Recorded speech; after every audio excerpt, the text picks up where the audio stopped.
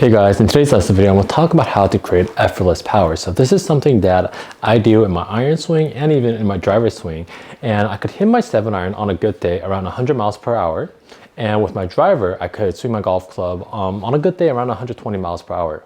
So what you guys have to understand is that yes, of course, we have to hit out at the sweet spot, but we have to generate speed for a chance to hit the golf ball far.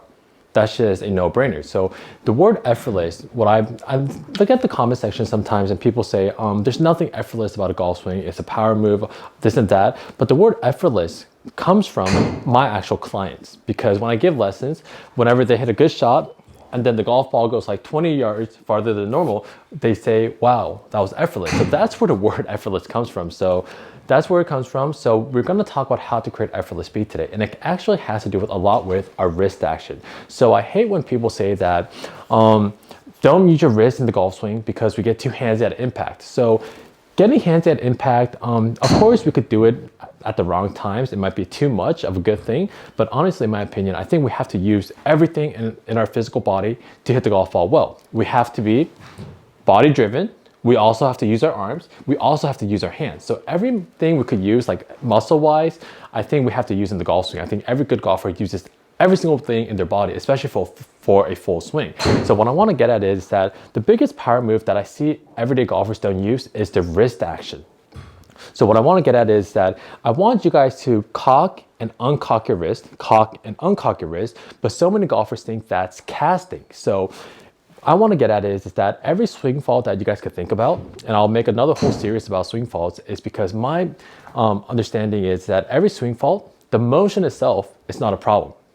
Every swing fault, it either happens too early or too late. That's why it becomes a problem. But the motion itself we need, because if a golf coach tells you that you're casting and tells you casting's bad, then in your mind, just automatically, you think the motion, the uncocking motion, is something that we don't need. So we don't uncock the golf club and we just have this motion throughout the whole golf swing. We're just pushing the golf club forward. So every swing fault, it either happens too early or too late, but the motion itself we need. So casting the golf club, uncocking your wrist we need.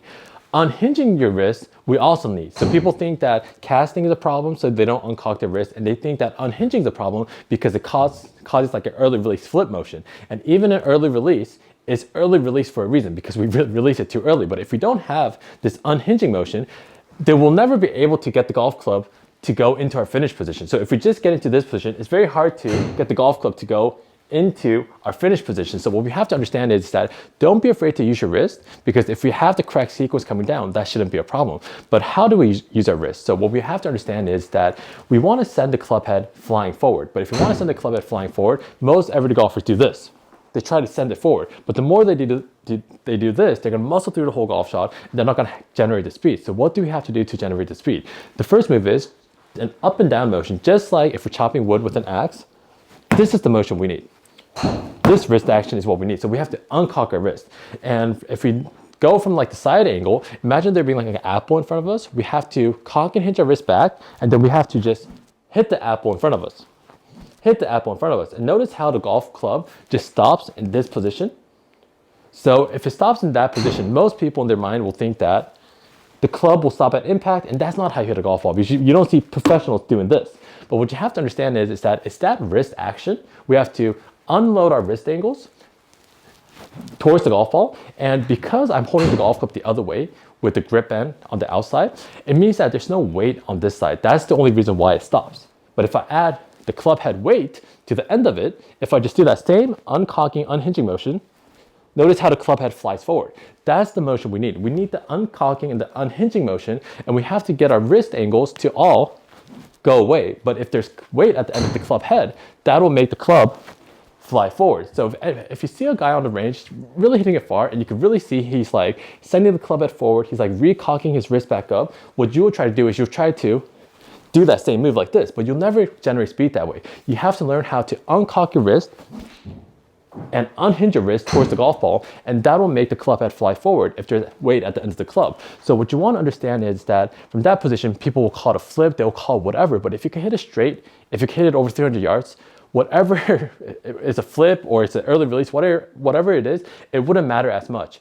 But what people have to understand is that every swing fault, the motion itself is not a fault. So let's say, for example, if I go to top of my backswing, and if I let out all the wrist angles from the start, yes, it's a flip, yes, it's an early release. But if I go to the top of my backswing, and if I shift my weight into my lead side and the club kind of drops into the slot, and then from this position, if I release all the angles towards the golf ball, and if my body gradually rotates towards the target, the early release, the flip, none of that comes into play. So most of those things, the early release and the flip happens if you just do that movement without any body rotation, without any weight shift. If you just single-handedly do that motion, then it becomes a problem. So if I uncock my wrist without doing anything, it's a cast.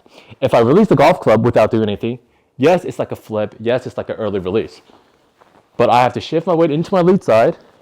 The golf club has to drop into the slot, and then while I'm gradually rotating, while all my weight is still on my lead side, if I flip the golf club as much as I want, it will never flip as much, and you will never see that nasty kind of this type of look, because every golfer on the PGA Tour, whether they have a shut club face, whether they're body driven, 99% of golfers on the PGA Tour, they have a flip towards this motion right here, and that's the only way you're going to create a good fall through position, and that's the only way you're going to create speed. So don't be afraid to flip, don't be afraid to early release, because that motion itself, the motion itself we need. Just realize that it either happens too early or too late, so you just have to find out when to use it. So if I just get my weight into my lead side, and if I just let out all the angles,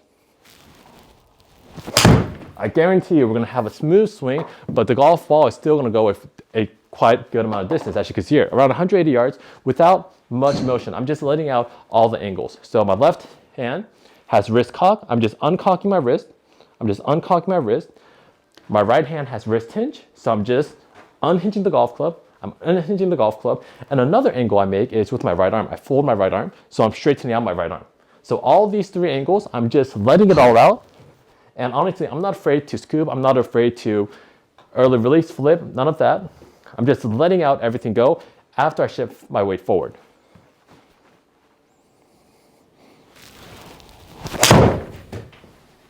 So hopefully this video helps out. And if you guys like the lesson video, please like and subscribe to help my channel grow. And for in-person or online lessons, I'll leave all the information in the description below. Thanks, guys.